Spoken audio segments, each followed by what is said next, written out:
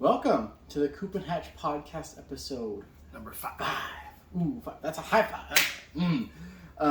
So this one, sorry, I'll move this real quick so you guys can see. Episode 5. We're gonna be doing what we actually intended to do with the podcast in the first place. We actually haven't done a single episode based off of like why we started this, or where the idea came from. Because there's a lot of reasons we started it. But this is the one where like, oh, we should do this as a podcast, and so now we're finally gonna do it. So several months ago, Mattson and I were going back and forth to Idaho, and on the drive, Mattson started asking me questions about out of like a 69 Mustang, 69 Camaro, or 69 Roadrunner type Challenger. Well, this is like one of the big three. What one would you pick, and why? What would you pick and why? What was the reasoning? What motor you chose and stuff like that. And so we didn't mean to continue that game. We started it about an hour and a half out of our destination. Yeah. And then we played the game the entire way home. Well, and up there. Yeah, so about an hour and a half going up, and about another 3 hours getting back home. Yeah. And we came up with some crazy things. We did boats. Yeah. Motorcycles is a little bit difficult just because, one, I don't think we know enough about different types of motorcycles out of Buells and Harleys and like Victories and stuff to go more into it. I would like to though. But we did trucks. I think motorhomes. Yeah, I think we didn't touch on semis, but don't know a lot about semis. Not yet. I think it's a really cool game just because I actually learned a lot more about his car taste in this than I thought I knew. Mainly because I knew what 3 cars you loved currently, and I basically made him choose, and I thought he was gonna choose one of them's the C8 Corvette, the new mid-engine Corvette. We've talked about that thing since it came out, and it's a mind-blowing car, and I was like, he's gonna choose that, no duh. But the other one was one of his other favorite cars that we referenced in I think the first podcast. Is the AMC, the Sheriff. They have the video on YouTube. Sheriff of Nottingham. Nottingham, yes. And then the other one was a Pantera. And then you guys have actually heard 2 of the stories from the Pantera, why it's important to him, and the AMC. Yeah, just real quick, when I was a little kid, would drive down through Mission Valley, and the Ford Mercury dealer had a Pantera on a rotisserie. I just remember drooling over that thing, staring out the window. Just a rotisserie going this way, not a rotisserie chicken. Yeah. Though that would be crazy. And then the AMX, I saw the Sheriff of Nottingham race car when I was a little kid, met the driver, he signed a photo for me. And just out of curiosity, I Googled it, and it popped up. There's a video of him with the car at the San Diego Stadium way back when, racing it. So those were the quick... The 3 that I know you loved. And so he chose the C8 Corvette, or no, you chose the AMC over the C8 Corvette, which blew my mind. But I mean, it makes sense. It's way more the sentimental value is way higher, so it makes total sense. That means anytime I see an AMX, not the AMX Javelin, the original one, short little squatty slope back. It just brings back such fond memories of when I was a kid. So. We'll go over the rules of the game. We're kind of bending them a little bit, but this is just to show you how versatile this actually is, because you could do this in your friend group and learn a lot about what their car taste is, or even if your own family, especially if you're not car people, but you I think that'd be pretty interesting to see that, oh yeah, we do actually talk about these types of things. So rules to it has to be in a similar price bracket. The car we chose 2 different price brackets. I went used, he went new, and he also went high end, and I went mid grade.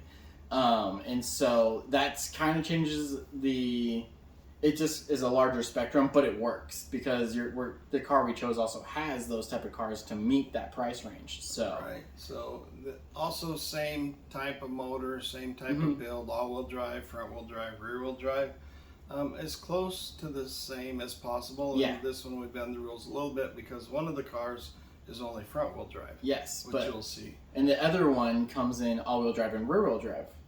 So it's completely different. But once you know the original car, you'll get why this works. The TT. Oh, I just said it. You spoiled it. Yes, it's an Audi TT. Spilled the beans. Yeah. But some of those came in front-wheel drive and all-wheel drive. So. Yes. So that's why one of the cars works, and the other car still works because you can get it in all-wheel drive. Second rule.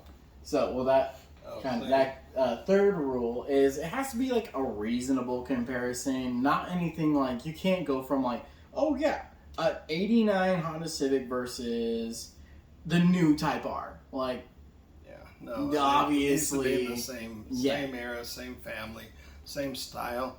But anyway. Yeah. So yes, the TT is what we chose for our first comparison. 2 reasons. One, we just recently got a TTS thanks to Kate and Matt. You guys met Kate on episode 3. And so I was like, oh, this is a great little car. And as I've been driving it around when you were gone, I was like, dang, what other car in the US do we get that's comparable? And there's not a lot, which is kind of cool. And so when you say not a lot, all-wheel drive in the price range, sporty, can come in a stick shift car. or a automatic. Yeah. So and there's a lot of cars in that category, but when you get down to like what does it compete with is the thing. Yeah. What did the other manufacturers come out with? Yeah. To challenge that. And the all-wheel drive is what seriously sets that thing apart. It's crazy. But so about the TT, it's really cool. Its concept came out in '95. It was released in '99. And I didn't realize how much this car actually also impacted design concepts alongside the PT Cruiser. They're very different, but they're both so radical for the time that they kind of grew what we have now, which is kind of cool. And when the first gen TT came out, small motor, front wheel drive, nothing to be really impressed with. And I was thinking, boy, they badged this wrong. This should have been a Volkswagen Carmen Ghia. Yes, totally. As a front-wheel drive option, for sure should be a Carmen Ghia. Well, Carmen Ghia was air-cooled rear, so it's different. But it has the same size, the roundness, it reminded me a lot of a retro Ghia. So. Yeah, for sure. So about the TT, cool thing is it was actually named after the Isle of Man TT, the Touring. And so they knew what they were doing when they built this car. They're like, we want this to be something different with a lot of heritage. They wanted it to be a full package car, but at a low price range. Because if you think full package cars that have that amount of heritage that can back it, they're really high end cars. And so they're like, let's do that same thing, but squish it. And they did. It's fantastic. But yeah, so first gens are from '99 to 2006. That's this top one. Then 04 to 2014 is the middle one, the TT, TTS, and then the TTRS also came in this. Super rare, super cool. And then the new ones go from 14 to now. And so you can, like Dad was saying, you can get them in a front-wheel drive and an all-wheel drive. Mainly, I think they're almost all all-wheel drive now. But, I mean, for the most part, they still had a front-wheel drive version for the car I'm comparing, so it works. And then their packaging for horsepower goes anywhere from 222 horsepower all the way up to just under 400. So really good spectrum there as well. Because 300 on this car is a perfect little daily. Yeah. No doubt. It comes in an auto and is a DSG, so it's a direct shift gearbox. Really, really good. That's why the paddle shifters work so well. And then it also comes in a 6-speed manual, as we know. So yeah, this is the car we chose. So again, first gen, second gen, and then this was a limited edition that they made. That was really cool. So the car I picked, we actually cannot get it here in the States. Such a bummer. Such a cool car. It's but it honestly, even over in Europe, is the direct competitor for this car. And it's weird because it's not a company you'd think. It's a Peugeot. So Peugeot's made in France. They're a French company. And this one's the RCZR, so they don't make a whole ton of super crazy sporty cars, but when the TT came out, they're like, well, we have to do something too. And so this is when they came out with this, and it's gorgeous. It's gorgeous, and the specs are crazy. It's crazy. So This is the front wheel drive option. This is would compete with like the lower end just TT, like TT to TTS type area. So it is a 1.6 liter. So it doesn't even hit the 2.0 range like the TT, but super small compared to the others. Yeah, but it actually has more horsepower than a TTS. Because the TTS, I believe, was putting down like 268 or something, and this is a 1.6 front wheel drive putting down 270, which makes it crazy out of a 1.6. Yeah, and that actually makes it the highest power 1.6 motor for this generation of that like 06 to 2014 area, which is like there's a lot of small motors that came out in that time. So to be the highest power one, that's cool. You can get it. This is, I think, really interesting. You can get it in a 6-speed manual, pretty standard, but you can get it in a 6-speed automatic rather than an 8-speed or a 7-speed that we would get inside the TT, which kind of makes it built around being a sportier car, because when you get in those higher gears, it's good gas mileage, not a ton of power type options and whatnot, but having a 6-speed automatic means they want this thing to be sporty. They want you to be wrapping out the gears. They want it to rev. And I'm like, that's pretty cool, especially in this era. That's really cool. Yeah, it actually won Best Coupe in 2010 and held that for quite some time. But the people that gave them the record was Top Gear.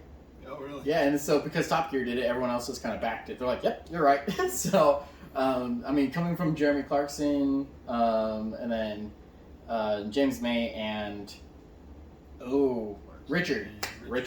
Coming from them, those guys know cars, so like they're not messing around. Those are kind of the big noticeable facts. It is it has been proven to be faster than a TT on a track, which is kind of cool. But again, build concept is directed towards that, so it makes sense. And you can get it in a 2.0 diesel. Still pretty cool, because over in Europe they love diesel cars. They're all over the place. Like a lot of diesels. Yeah, every company has a diesel car of some sort. But yeah, I chose it just because it's. I mean, look at it. Like, so the top one is one that they built. It was a limited edition Bim Odo, I think it is, or something like that. I don't know. But the second one is a personal owned. I wish it was personally owned by me, but I chose that picture because you can see the rear roof, how it kind of has that divot in it. It almost gives the car like a little bit more body in it. I really like that. And then the front end still looks very European. So like, good job, Peugeot. Very good. We're proud of you. I'm sure you're gonna love that. So the next car we chose. So this is your pick. Here's the car I chose. You want to break it down? Well, I didn't have a lot of time to do my research, so as I was on the road, at one of the pit stops, Greasy Spoon place, I just did a quick Google search of top all-wheel drive sports cars. So it gave me a list of 13, obviously Porsches, and for some reason they threw some 4-doors in there, which I didn't understand. I think the Stinger was on the list, and obviously Subaru, but yeah, when I hit the Jaguar and I looked at the price of it, price for a fully loaded new one was around 81. I thought, well, that's got to be pretty close to what a TTRS is. So yeah, I was looking at it for all-wheel drive, 2-seater, mainly 2-seater. We all know they have a rear seat, but you don't really put anything back there. No. And you also know I have the love for Jaguar, so it's true. It fit all-wheel drive, fit the price range, fit the motor package, because there's a whole slew of motor options, and it's a 2-seater. So even though it's physically bigger, a little bit longer, I mean, it's built for the same. I mean, that's actually build-wise. Those are built more like a TT is than the RC ZR was. Yeah. So I would say that's actually a more direct competitor based off of what we have available. But the price range, if you go for a first-gen TT, you're like base piece of junk is $3,000 to $4,000 on up. So I was looking at the newer TT, the 3rd gen with the RS package, package being similar to this car. So yeah, which totally makes sense. Whereas I went with a used option. So yeah, I love this because the spectrum's all over the place, but it still works perfectly.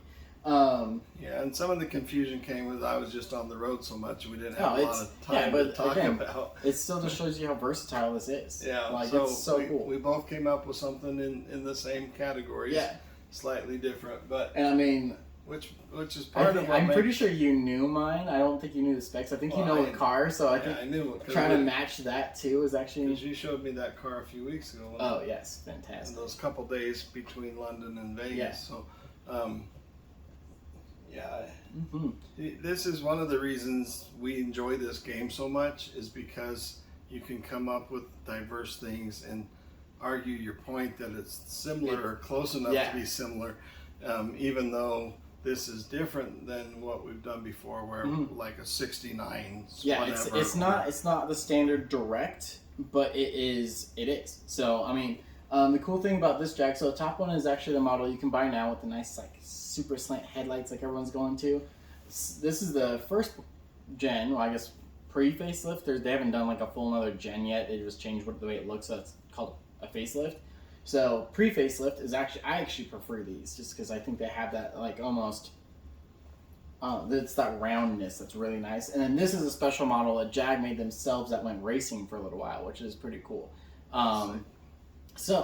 The reason your car fits this so well is, like you said, it has an uncomparable amount of motor options to drive options. So the only one I couldn't find was a 2.0 turbo in all-wheel drive, but you can get those in a rear-wheel drive and they start around 40, which is still a great car. So I'm going to just assume, because I couldn't find a single one, that the all-wheel drive starts on the 3-liter package that's supercharged, and the 5-liter is supercharged. So the fact that they don't even offer an NA option kind of is like, that's cool. That's pretty cool.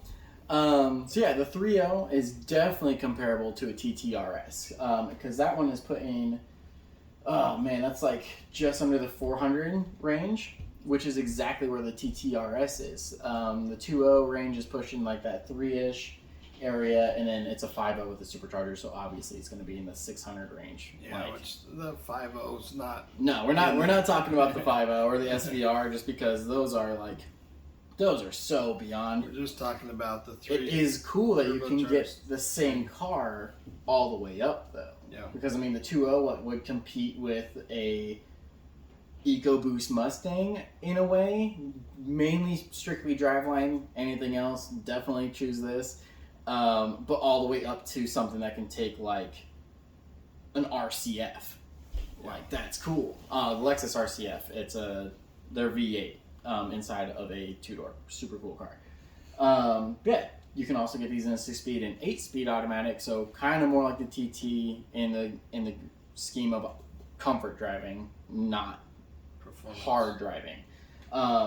They've actually been working on this car since like it's 1986. Really? That's when the first concept of it came out, and it looked clearly nothing like this. And then they did another one in 2000. It kind of looked more like a Shelby Cobra, like the same 2000 one, that little bubbly thing.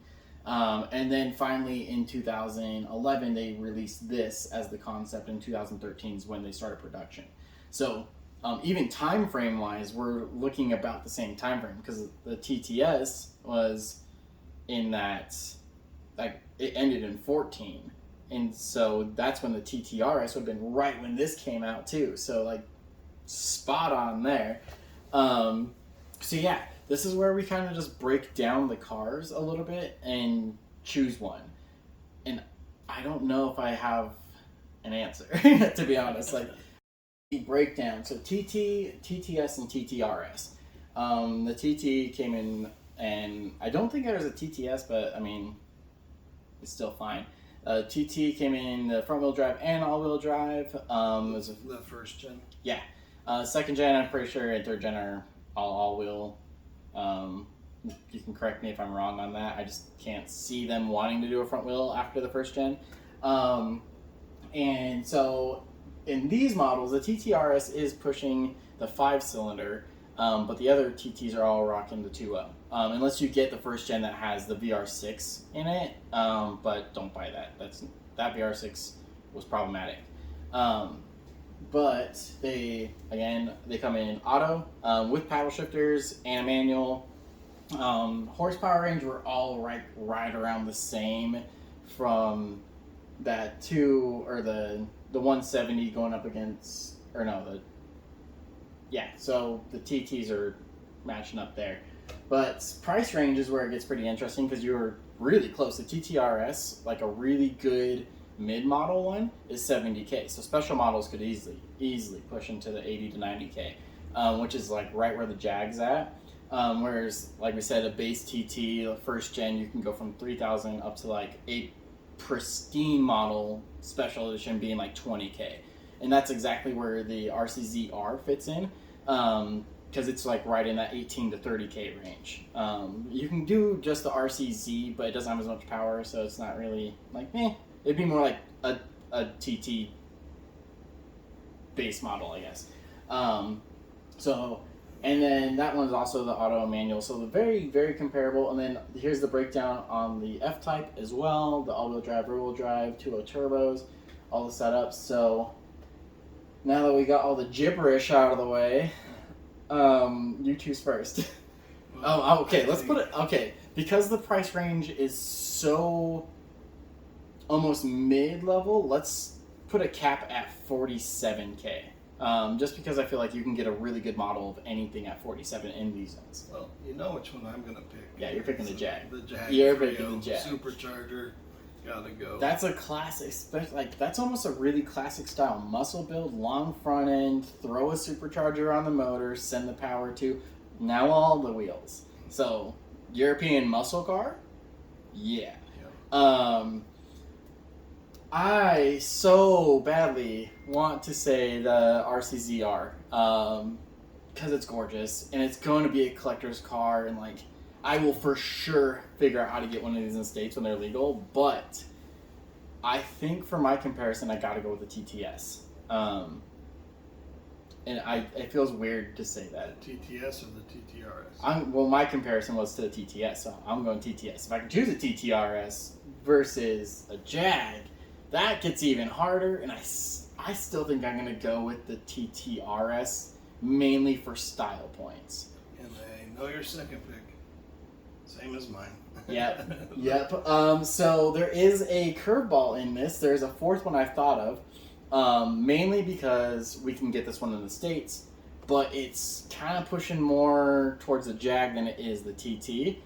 A little more luxury. Yes, and that is, actually we mentioned it, the Lexus RC models, because you can get an RC model all the way down to a 2.0 turbo, all the way up into the 5-liter. So you're covering the same spectrum they are with the F-Type, so that covers the TTRS as well. They just have a massive downfall, and that is that they only come in automatic. So you kind of lose that like drivability of it, but I mean we've got the TTS is an auto.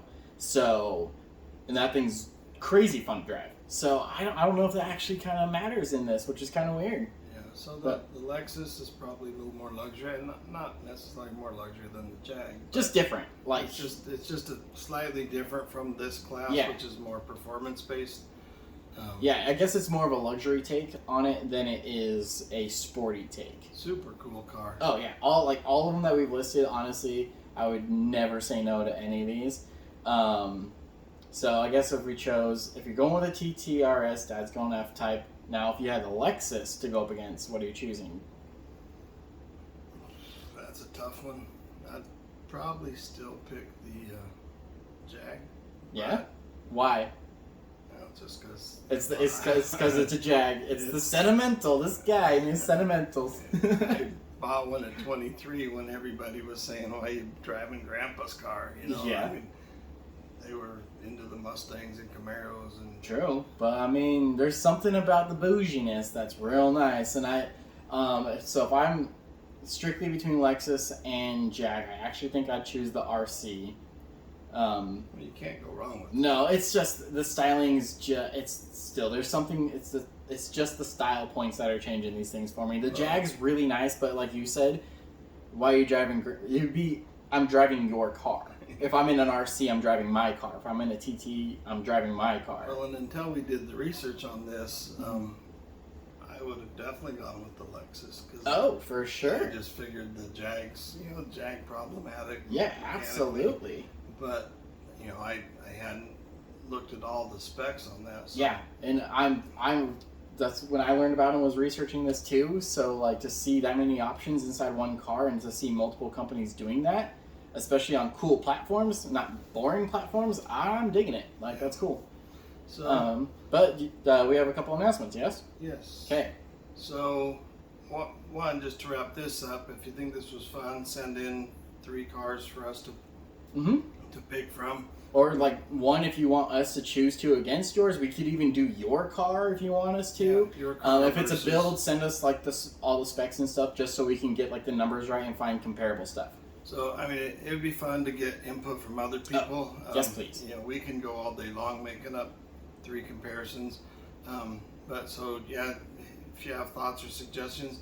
The other thing is the car of the week that we're going to pick. Do you want to explain what we're Yeah, so car of the week is just going to be a car that is, for some reason, just kind of stands out for the rest. It doesn't have to be a big fancy car. It literally could just, even if it's like a clapped out but crazy built Honda, I will be posting these just on our page, and if you want your car to be on it, just send it to me through our email. It's just coupenhatch@gmail.com, and we can load it up there. And if the car gets like a lot of like movement on it too, we'll definitely be reaching back out and like want to talk to you about it, and maybe even see about adding you into like an episode or whatever.